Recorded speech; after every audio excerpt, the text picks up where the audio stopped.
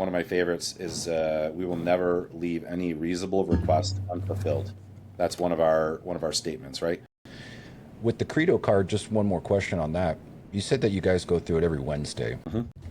What is if it's every Wednesday and you do have some long-term employees, what is the point of reiterating what's on this Credo card? Is it to set baselines? Is it to reestablish what it is we're all about? I mean, you guys have it after a couple times. Why do it every single week?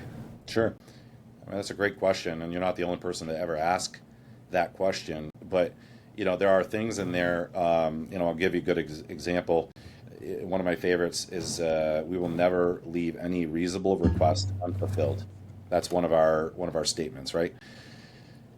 And a reasonable request in most organizations, we will ask to answer your question. We will ask the people in the room, what does that mean to you? And everybody's got a different perspective. We will never leave any reasonable request unfulfilled. But if you're not giving examples that have come up in the past and then having discussions around them of what the organization's capable of, you quickly that only means one thing, and it's based on your perspective.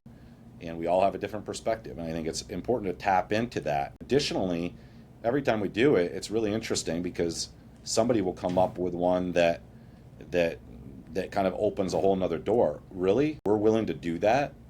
Um, I think that statement probably was stolen from like Zappos, and they had a kind of a rule that if you could call them and you could ask the weather in any place in the world, and they would look it up for you, right? But that's a reasonable request.